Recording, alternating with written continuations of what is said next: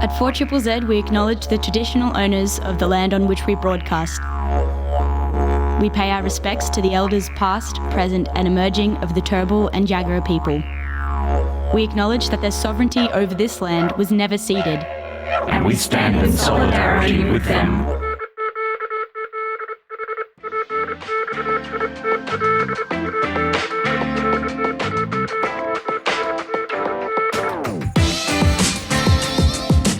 Tranzmission on 4ZZZ, amplifying the trans and gender diverse community of Meanjin, Brisbane and beyond. My name is Ray. I use they, them pronouns, and you're listening to Tranzmission on 4ZZZ 102.1 FM. But today I'm very excited to be back after, I reckon, about a month now. And I've got a fantastic show lined up for you. I had a chat a week or so ago with the fantastic crew from ScratchThat magazine. We've got Ollie and Tori, who I spoke with about ScratchThat, which is QUT's resident student-led arts magazine. And also later on in the show, I'm going to be chatting with Kat from Shelf Lovers about the store's new location, which is in Holland Park West, and also all things trans books. So it'll be fantastic. And I've also got another segment of TransVerse where we hear from poets and some great poetry readings from Elinor, Serumgard coming up as well. But first off, I'm going to play the first half of my interview with Ollie, he, him, and Tori, she, her, from ScratchThat magazine, which, as I said, is QUT's resident student-led arts magazine for emerging creatives. They publish original works of writing and art, and for many of their contributors, ScratchThat is actually the first publication in their portfolio. ScratchThat's mission is to give space to underrepresented voices and brand new talent, with a special focus on the successes of those within the local cultural scene here in Meanjin. And they also have a launch that's coming up, which they'll be chatting about with the theme Timestamp, and that launch is on Friday, so this Friday, the 29th of May. Alrighty. I'm going to play you the first part of my interview with Ollie and Tori. Hi, I'm Ollie. I go by he, him. I am a third year at QUT, currently studying the Bachelor of Fine Arts, and I am one of the social media representatives at ScratchThat. I'm Tori. Just call me Tori. My pronouns are she, her, and I'm, like Ollie, studying at QT my fourth year, crap. Yeah, and I'm on the editorial board for ScratchThat. Amazing. And what is ScratchThat? Tell me more. Well, ScratchThat kind of came back from the dead this semester. So it's been our capstone unit for like 7 years since Rowan Wilson first started it. And it's been basically like a collective of QT creatives assembling a magazine and other events. So the magazine's kind of the core of the project, and it's very important, obviously, to us, and QT wanted to axe it. But after a lot of campaigning and a lot of petitioning and Rowan's support, we were able to get it back. So it's the same project scope, but like half the budget and time. So we've been working really hard to keep up the quality. That's incredible. I actually didn't know that there was so much people power behind it and the campaigning. Yeah. That's fantastic. Yeah, it was almost dead, and then we got it back, and that was really good. Yeah, still trying to fight for other creative writing capstones at the moment, but we'll see.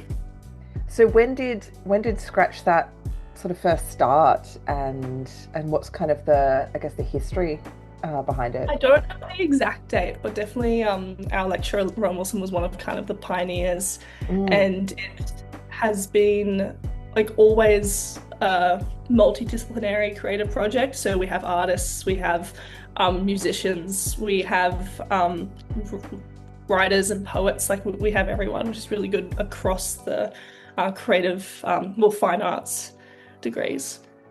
Did you want to tell me a bit more about both your own, like your writing and sort of why you're studying writing and what you're kind of doing broadly or specifically? Feel free to info dump at me. Well, I kind of jumped into writing on a whim because I wasn't really sure what I wanted to do at university. And I came to QUT's open day, went to their creative writing event, and I was like, this actually sounds awesome. Because I love storytelling, and I don't really care what format that happens in. I just want to be able to get my stories out into the world and just have fun with things. And I ended up finding myself really enjoying psychological thriller. So I have been doing a lot of writing in that sphere, which is a little different to the writing I've been doing in ScratchThat, but it's been really fun. Yeah, what have you been doing for ScratchThat? So I'm on the social media team, so I've been helping behind the scenes make content, organize collaborations that are coming on the way with a couple different projects that we'll be working with.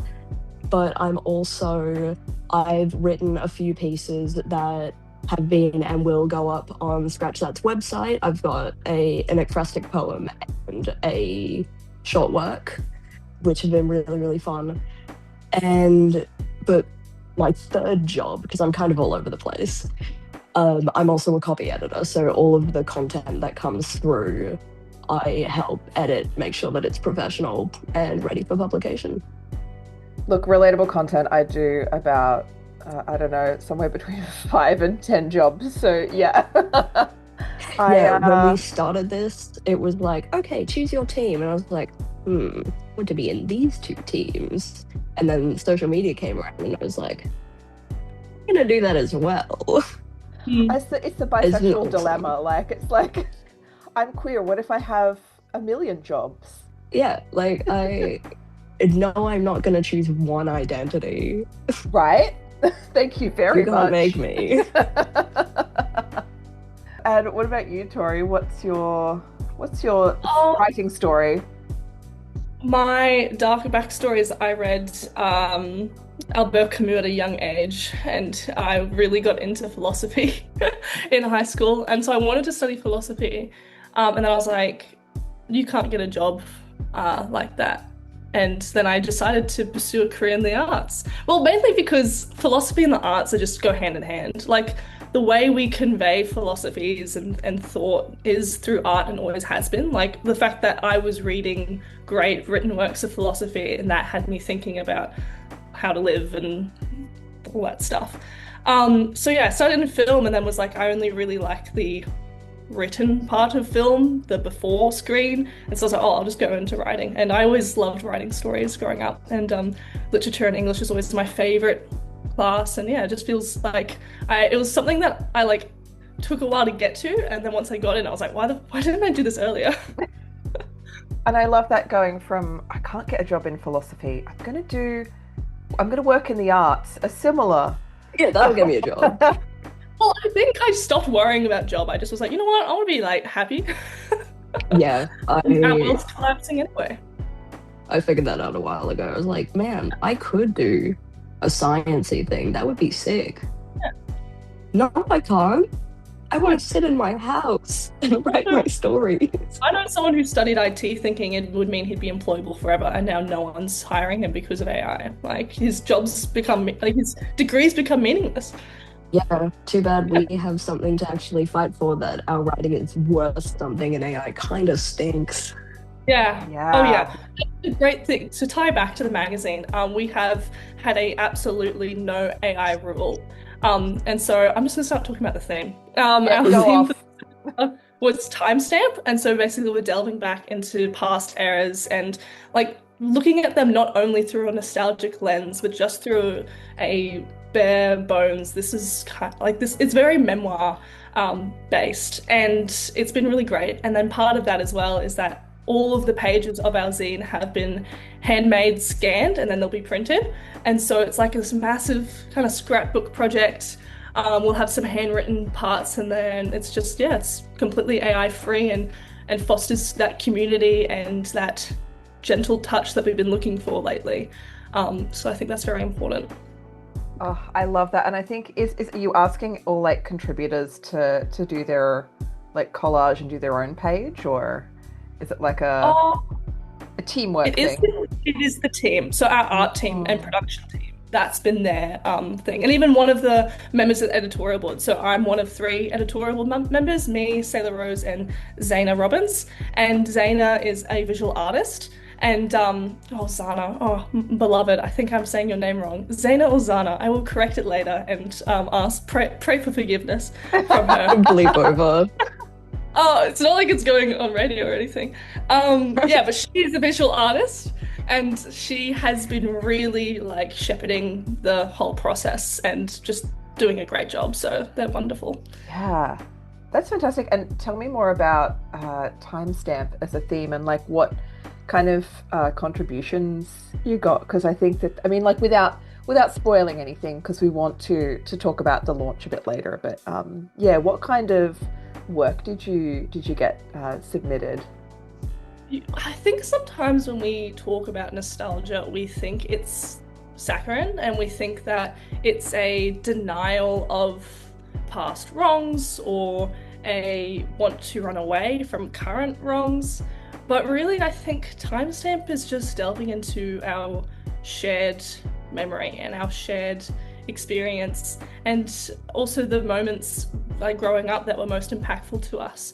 Probably one of my favorite submissions was from within the team, and they wrote a really stunning piece about kind of delving into our firsts and lasts and how we never really register that something's our last until it's over, like the last time you talk to a family member, or like it was just gorgeous. And then there was another piece that was just completely like burn it all down, like I want to move on and I want to be free and I'm just sick of everything. And it's just great. You get a lot of different submissions, but they all have this like shared like hazy memoir and just capturing how like graspable memory can be. And I think that's what I like about themed issues of journals, is that it kind of, it builds that community and cohesion. Yeah, along with the whole, because it is very memoir heavy, at least with the works that I've had the pleasure of editing, they all seem to have a very consistent theme of place, and it's been really interesting being able to read about people's understandings and connections to these specific places and these times of their lives and how that influenced who they were and who they are. If people are listening and they're like interested in submitting to future issues, is that a thing that they can do as non-QUT students? Yeah, so it's open to everyone. So we had a poet from the Blue Mountains who's going to be in this issue, so that's going to be great. And just follow us on Instagram and every team takes that over and they'll post it. But I think the best way to get involved in future is to come to our launch event, which is the 29th of May, 6 to 9 p.m. It'll be on QUT campus, and you can find out all the info on our Instagram. It's at scratchthat.mag, and there's the link in the bio to buy tickets, and it's like $10 for a ticket and then $20 for a ticket and magazine and a bunch of goodies. So that's like, you're going to get really good value there, because we wanted to just try and like, cost of living, man, it's rough. So hopefully We wanted to keep our prices down and make it worth it. wanted to keep them down. Yeah. So keep an eye on that. I like that. It's like a little goodie bag, like when you get at the end of a party. Yeah. Yeah, there'll be stickers and bookmarks and potentially a raffle, so you might get more than you bargained for, but that is just... Our team has been working very hard on making yeah. super fun little things for everyone to have, and it's been awesome, and it's going to be awesome. It's really going to give a school dance. Like, that's the vibe. Yes. That is very nostalgic. I love that, like blue light disco kind of vibes. That's but exactly like, but ACAB, yeah. Yeah, yes, of course.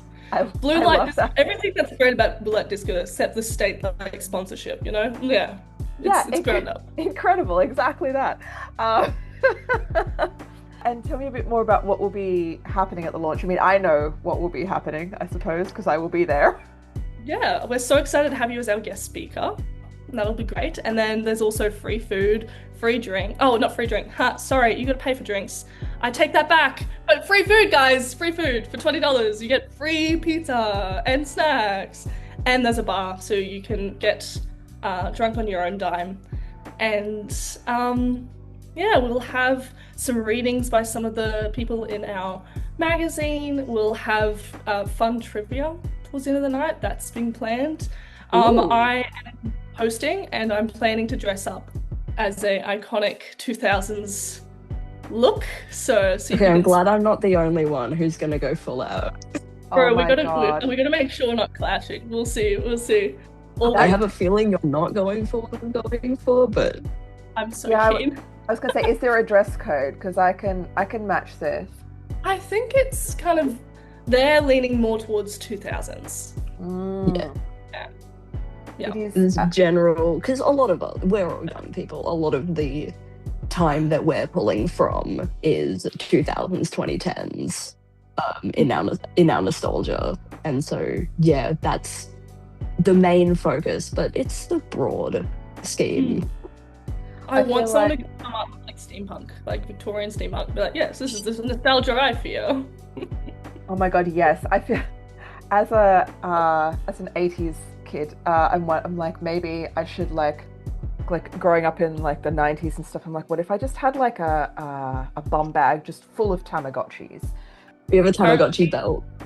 We're all nostalgic for any time but now.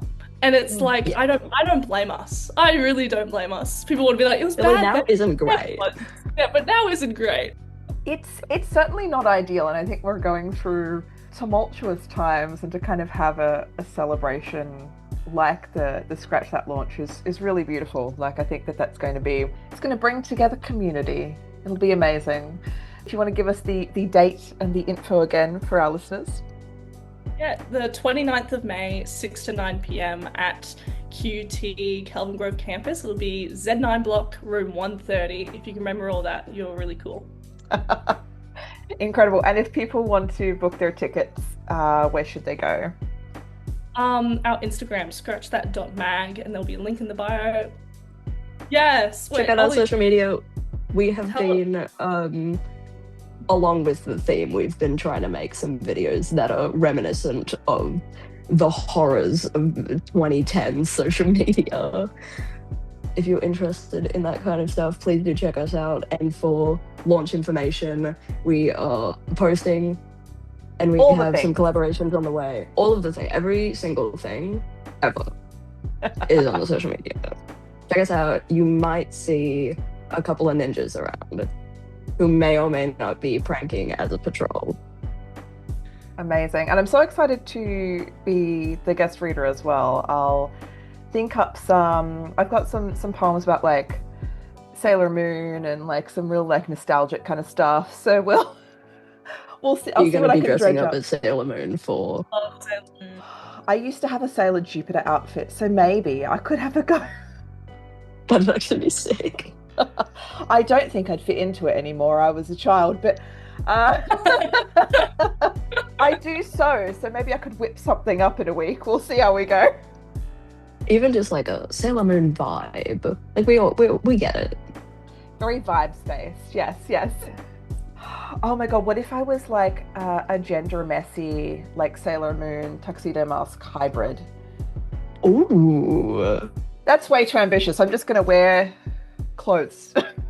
No, but it's just and you're going to say that that's the intention, and people are going to go, yeah. It's just Sailor Moon, but then you have the fuck-ass hat and the rose. Yes! It's what the people want. That's the gender that I want to see in the world.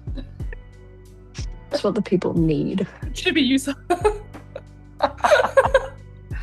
Oh my goodness. Thank you so much for joining us. Thank you for having us. It's been a pleasure. It was so good to chat to you. Thank you. Thank you. My name is Ray. I use they, them pronouns, and you're listening to Tranzmission on 4ZZZ. And now I have even more awesome writing arty stuff for you. The wonderful poet Elinor Serumgard recorded 3 poems for me to play on air today, which I'm very excited about, which is part of our TransVerse segment, a very sporadic segment, basically, whenever I'm on air. I like to showcase poems, spoken word by trans and gender diverse artists. So this is TransVerse with Elinor. TransVerse, featuring the poetry of trans and gender diverse people from Meanjin and beyond. Our voices are vivid, valid and vital, and we're not going away. My name is Elinor Serumgard, and my pronouns are they, them.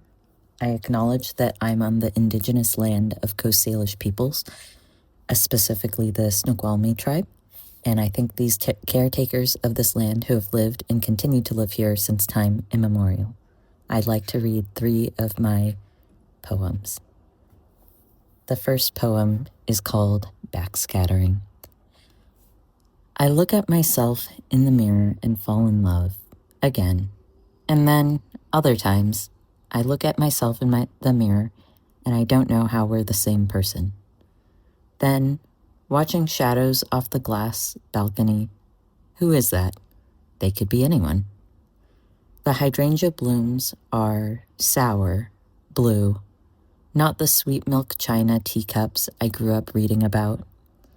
I dream of floating each blossom on the surface of a lake. Still, blue squared petals hang and sway, with the promise of nothing at the end. Just the sun, my mouth, cracked reflections, move on. Next, I'd like to read my poem Guava. Guava, ripened, pinked. Your silk slipped over me, my eyes full of the seconds ahead of us. The relaxation doesn't always come easy, so I hold my bets up to the score sheet. I tremble into your sweet summer in my mouth. Rays pour in, window left open to the world. And my last poem is We Know Happiness. Feminine husbands and masculine wives. The world is ending, but that's not why. Thank you very much for listening. Peter Sterling, the only man in the world who's given birth to a child. Someone might say, you're a bit of a queer. And they'd be right. My name is Ray. I use they, them pronouns, and you're listening to Tranzmission on 4ZZZ 102.1 FM. I am super pumped to have in studio with me Kat from Shelf Lovers. Hello. Hello. Do you want to introduce yourself and your pronouns and what is Shelf Lovers for those who don't know? Okay, so as Ray said, my name is Kat. My pronouns are she, her. Shelf Lovers is technically a bookstore. But we like to think of ourselves as much more than just a bookstore. We specialise in queer books of all kinds, as well as like gifty and what we call geekery type items. We've been around for round about 3 years. We used to have a beautiful store in Wooloowin, which we unfortunately had to close last year in April. Yeah. Much to our horror and and the community's horror as well. I feel like it was the community was very sad, but new beginnings now, which is very exciting. Yes. So we were quite heartbroken for a while, and I kind of went to bed for a few months after we closed. And then towards the end of last year, we started talking with some people and got a marvellous opportunity to open a new little, what we're calling a pocket-sized store, which happens to be part of the new Gender Health Australia clinic in Holland Park. It's a gorgeous little cottage building that's been completely renovated, and we have been given a little space in that so that we can continue doing what Shelf Lovers loves doing best. And honestly, it's the loveliest space. Like, I think when I first walked into Gender Health Australia, I was immediately felt at ease because it felt, very home, at home. Yeah. And it was definitely as you said, it's a renovated house. So there's that kind of atmosphere. Lots of, queer and trans stuff everywhere. I was like, oh my gosh, this is great. And then you kind of go through the clinic and into this little alcove that is, I think it's kind of TARDIS-like because... Yes, definitely. Right? Because I was like, I expected it to be not as expansive and not have as much. You're like, what you've done with the space is incredible. It's amazing. Yeah. So we sat down with the floor, they gave us the floor plan of the place, and it underwent a couple of iterations before they finally had the renovations complete. But we knew that we were working with a space of about 2 metres by 3 metres. And so I sat down with my butcher's paper and my ruler, and I measured it to within a millimetre of its life. We have been amazed by how much we've fit in. But because we weren't sure how much we were going to fit in, it meant that when we reopened on the 1st of April, I hadn't gone overboard with the ordering, and it means that now we're like, we can actually get lots more stuff in here. So let's do that. Oh my goodness. Yeah, I was like, you can get more books and more geeky. Yeah, well, we haven't reordered the geeky stuff, so we're basically operating on, because we've continued doing pride parades and things like that. We're basically operating on all of the stock that we've had for that. So I've already started reaching out to all of our favourite local queer artists and things to restock the things that everybody loved in the old store, like Handy Andy Ceramics, their amazing mugs. Oh, yes. And all of the cards and badges and things from Greetings from Hell. So we're looking forward to having a lot of that arrive back in. Amazing. And if there are any local, I don't know, artists or writers with books and stuff, and they're queer and or trans, or within the LGBTQA plus beautiful rainbow, should they get in touch with you to chat about? Definitely. Chat about their wares? We've got, I'm slowly redoing our website. So I ask people to be patient because I think sometimes the links don't work. But I'm working on getting it up and running as soon as I can. But we do have a form on there for authors where they can fill it out with details of their book. I've already had a few new ones drop in. I've obviously tried to get in touch with all of our favourites, such as yourself, and just to re-establish and say, hey, we're back. We obviously, being such a small space, we can't commit to having everybody's books on the shelf all the time, but we still have our full collection online, and basically we're saying to people that, jump online to see the full collection. If you know that you're coming in and there's something in particular, just get in contact with us beforehand so that we can make sure we've got it at the time. With artists, we really want to celebrate local queer or artists if they're around. Obviously, Shelf Lovers has a particular vibe that we go for, so sometimes things don't always fit, but that doesn't mean that we won't still promote them through channels that we think would suit them better. Yeah, totally. And with that one, we do still have a contact form on the website, not specifically for artists, but we do just say, reach out to us and just ask the question. I love that. I feel like that's so organised, because I was like, how do they contact you? That's beautiful. If it's you a hop on big the website, community really is what Shelf Lovers is all about. So ever since we opened, we have tried to work with as many different organisations, groups and individuals as we can to get to celebrate queer voices, queer stories, anything that we can to help that. And I think that is so incredibly important. I think that's what a lot of people, have missed in the interim period. But I mean, you're back and better than ever. That's right. And I'm so excited because you were saying that there's like a bunch of different events coming up and stuff as well, including one this evening, I think. Yes, yeah. So while we weren't operating as a store last year, we did try to keep a few of our general book, like book groups and things going. But now that we've re-established our store, we have a beautiful area where we can now hold events and things. So our book circle is back on. It's the last Monday of the month. Amazing. At the clinic in Holland Park. All the details are on our website and our socials, but basically with Book Circle, it's a bit different from other book clubs in that we all get together and rather than reading the same book, I'll do up a heap of questions and like the pot goes around, everybody draws a question. It might be things like, what's a book that made you cry in the last month? Tell us about a fictional character you fell in love with in the last month or something like that. And we find by the end of the evening that we have a list of around 30 to 40 books that everybody has discussed that I know myself there's books that I haven't even thought about picking up, but because people have talked about it at Book Circle, I'm like, oh, actually that sounds all right, I'll give it a go. So we've got our May one tonight. Everybody's welcome to come along.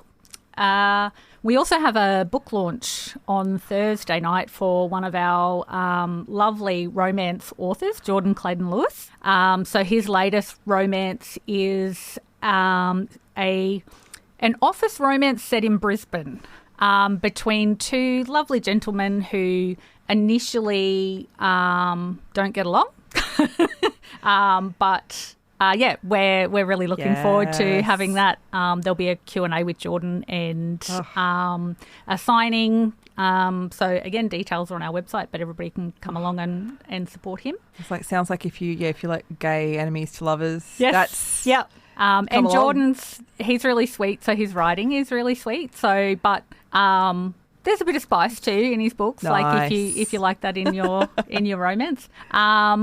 And we have, Jordan's got, I think this is his third release. So we also did the launches for and signings for his other books in the old store. So we were so excited that this book was coming out just after we reopened the new one so that we didn't miss out on this one. We've also reinstated our Drag Story Time, which we're so excited about. So Drag Story Time will be taking place on the first Saturday of the month. So we've already had one in our new home and it, again, just feels really lovely. As you said, the clinic has been... They really, when they set it up, they really wanted to make it feel like not a clinic. It is actually a place where people can just come in, take a bit of a breath, and it's all like polished wooden floors and there's rugs and there's flowers. And doing Drag Story Time again, back in an environment like that, it was lovely. So our next one is on Saturday, June 6th, I think. And we've just had a lineup change due to a clash in calendars. So we've actually got Clara Cupcakes doing our story time for us on 6th of June. That's incredible. And I think, as you said, like there is this, like the way that the space has been set up, it's perfect to, like, I know you go in, I felt immediately calm, and then I can absolutely see how it transforms into a space where you can have book events and drag story time and stuff, and like, that's beautiful. If we could have picked a new home after our last one, I think this setup is perfect. There's a fireplace and like the big long waiting room, which basically we take over for our events. So and there's like I was saying when I visited, which was just like a chaise lounge or something, but it's like the fainting couch. The fainting couch. I like to pretend I'm a Regency era woman and just oh my God, I'm all overcome from all the gay stuff and books in here. Right. I must lay down. So there is a lounging couch, which I like to put like velveteen and ruffles on for our story time just to make it more fabulous. So it's...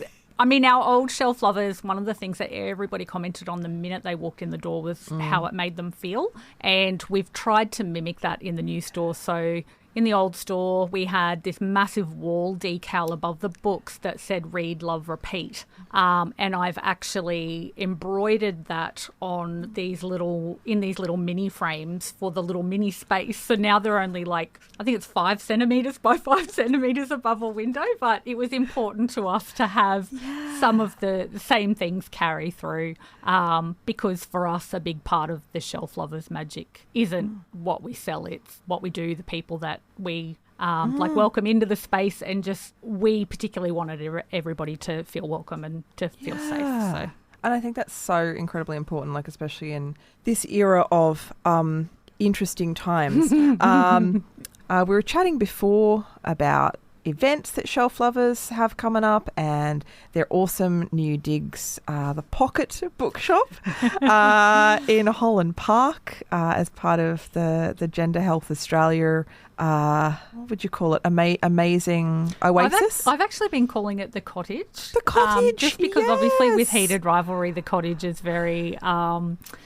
current right now. Oh my God, see, I'm a bad Cottage. Gay. I haven't seen my goodness. or I know nothing about I know a bit about Heated Rivalry, but yeah. I was one of those sad people, which I usually am, who read the book series when it first came out in 2021 or 2022 and then had the original Harlequin covers in the bookshop for 2 years, telling people they needed to read this amazing series. But obviously because the covers were just naked men with no heads and... No heads? They did look... I mean, it was a classic Mills and Boons cover, really. So people didn't always believe me when I said that it was a brilliant series, and then they brought out the illustrated covers, and then the TV series came out, and then all of a sudden we couldn't keep them on the shelves. Everybody wanted them, and I'm like, yes, people are finally it's seeing justified. It is justified. It's amazing.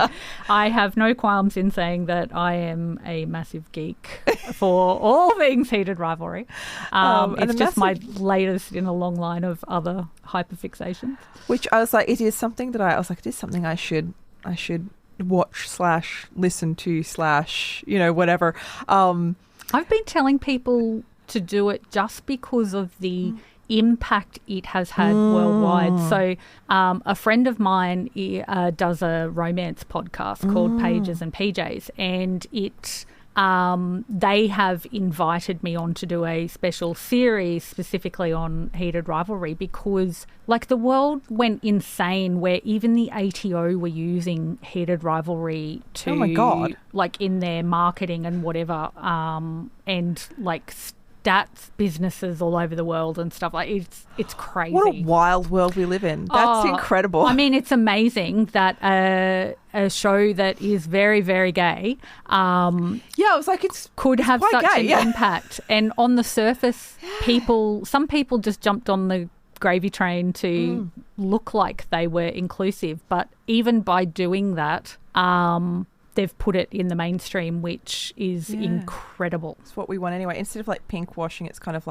or rainbow washing, it's Heated Rivalry washing. Well, it's almost been stealth where they've thought, we're going to use this for our own benefit, but everybody's kind of gone, ha ha ha, you fell for the trick, because by doing that, you're actually promoting it, which is wonderful. Which, it's you're inadvertently supporting queer rights. Yeah. I love it. Yeah. Is there, I was like, if on your radar of books that you have read recently, you've got great taste. Well, thank you. Thank you. Own a bookshop. But do you have any recommendations for any cool trans or gender diverse kind of books that have come out recently? I have so many that it's always hard for me to pull them out off the top of my head. The couple that I've noted down, the big thing that has happened in the last couple of weeks is the Stella Prize was announced. Yes. And for the first time ever, it was won by a non-binary author, and it's a graphic novel. So it's the first graphic novel to ever win the Stella Prize, which is pretty amazing. So we obviously have those in the store and are promoting those. It's a gorgeous hardcover because it's, being a graphic novel, it's well worth a read. The other two are ones that tend to have a bit of a cult-like following the authors do. So Andrew Joseph White has written a number of other trans horror, like Hell Followed With Us, The Spirit Bares Its Teeth, and we've actually got his latest one, You Weren't Meant to Be Human, in store, which again is another horror, interestingly, about a worm cult, which may appeal to some people. I mean, honestly, yeah, brilliant. It's only a trans writer would think of that. Only That's a trans fantastic. writer would think about a worm cult. And the other one is Gretchen Falcon Martin, who is also, has cult-like status, wrote Manhunt and Cuckoo. So good.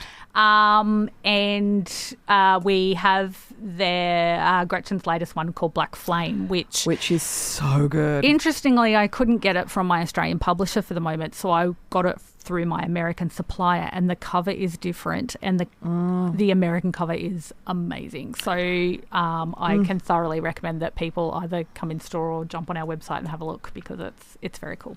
And I do feel like there's a lot of kind of trans horror happening at the moment, which I'm into it. I do love me some horror.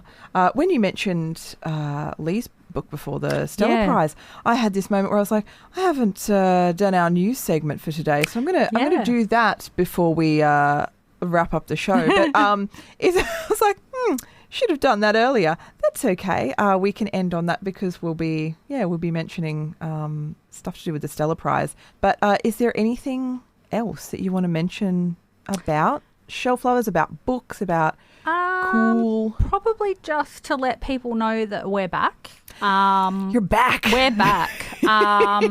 We will be a lot more vocal about that fact when we reopened on the 1st of April. I've kind of done a soft launch again.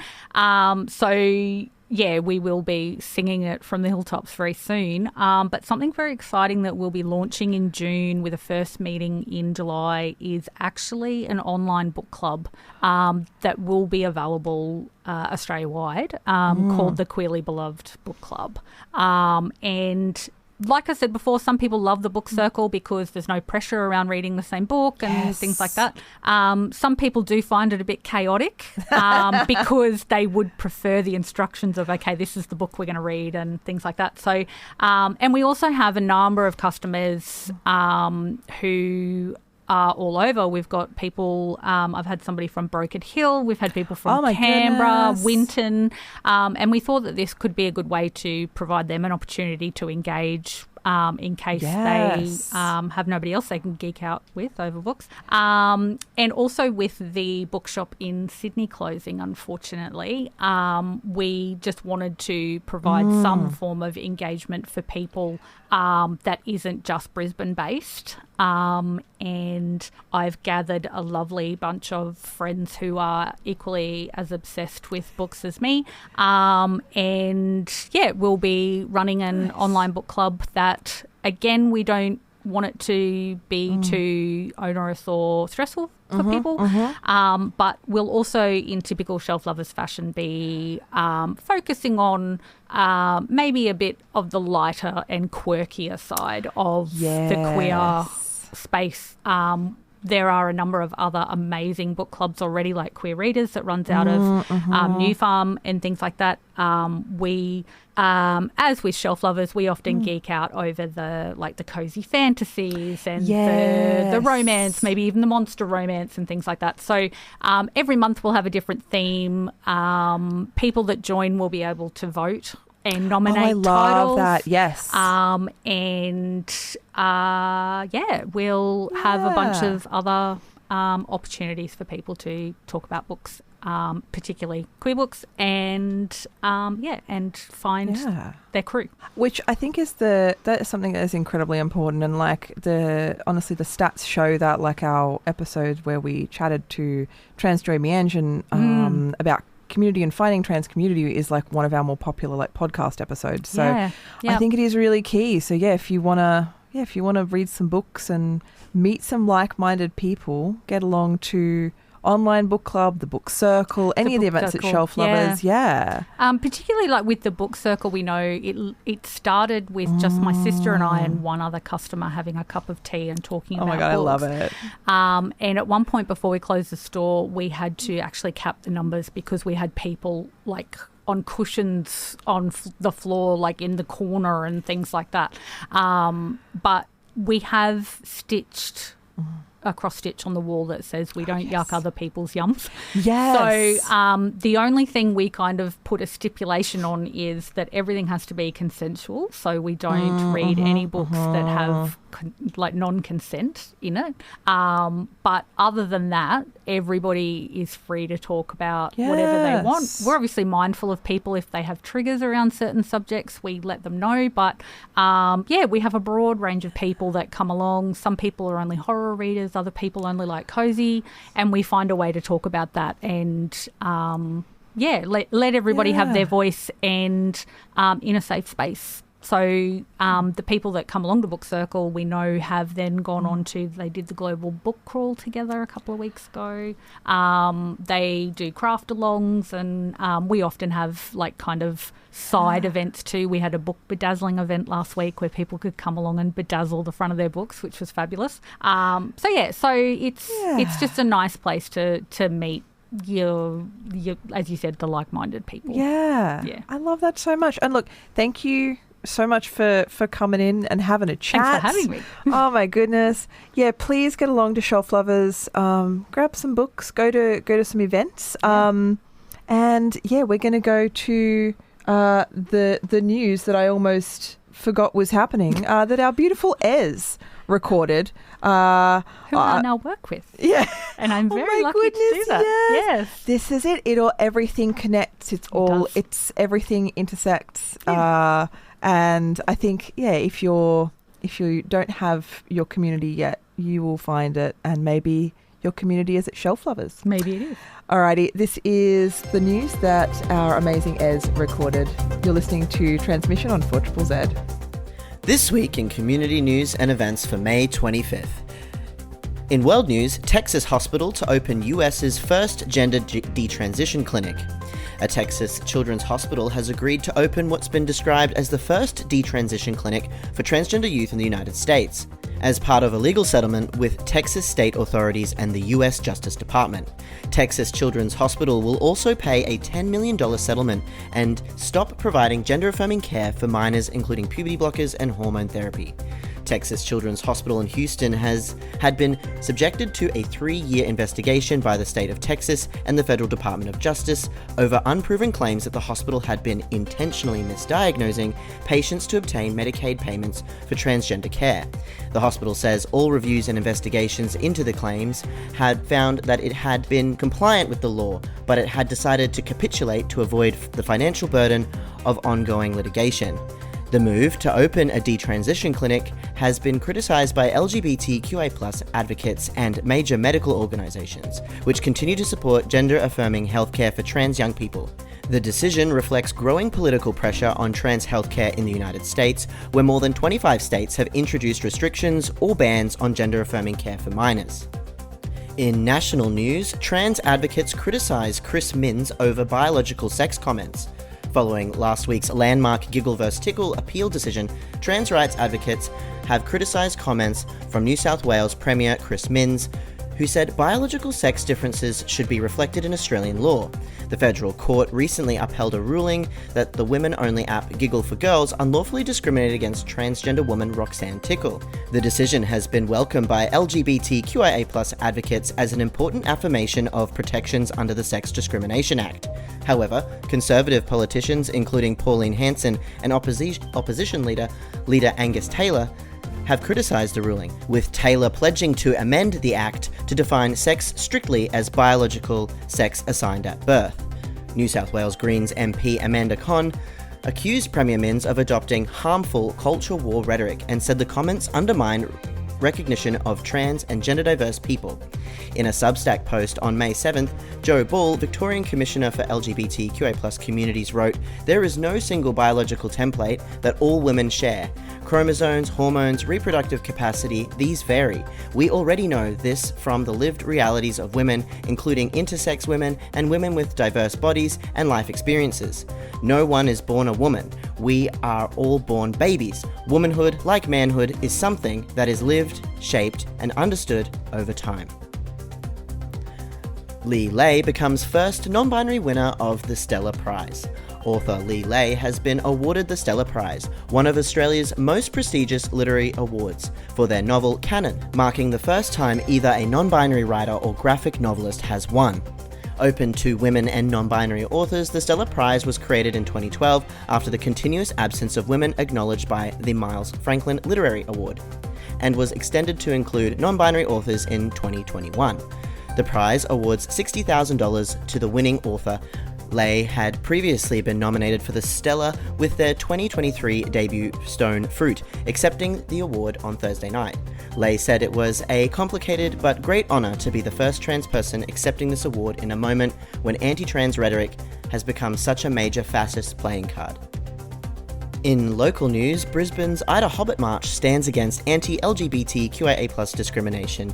Meanjin's Ida Hobbit March took place last weekend as part of International Day Against LGBTQIA+ Discrimination, with participants gathering to show support for equality and push back against discrimination facing queer communities. The event is part of a global day marked each year on May 17th, aimed at raising awareness of homophobia, biphobia, intersexism, and transphobia, and promoting inclusion and safety for LGBTQI+ people. Organisers Trans Justice Meanjin and speakers highlighted the ongoing impacts of discrimination, particularly for trans and gender-diverse people, and emphasised the importance of visibility and community solidarity. The march also comes amid broader national and international debate about LGBTQI+ rights, with advocates saying public events like Ida Hobbit are a reminder that equality and protection from discrimination remain ongoing issues. This week in community events, Trans Joy Meanjin have crafts, games, afternoon coming up at New Farm Library Meeting Room on 28th of June and 26th of July, plus board game nights, and Meeple and Mug on 12th of June and 10th of July. For more info, go to Trans Joy Meanjin on Facebook or Instagram at Transjoy Meanjin, Meanjin. My name is Ez, and that's all this week in community news and events. My name is Ray. I use they, them pronouns, and you're listening to Tranzmission on 4ZZZ. Thank you so much to my guests today. We had Kat just now from Shelf Lovers, and before that I had a chat to Ollie and to Tori from ScratchThat magazine. It's been an amazing show. Thank you so much for joining me, and yeah, I'm pretty much out of here. You're listening to Tranzmission on 4ZZZ. Thanks for listening to Tranzmission. Catch us every Monday live on 4ZZZ from 10 a.m. or listen to our podcast on the Community Radio Plus app.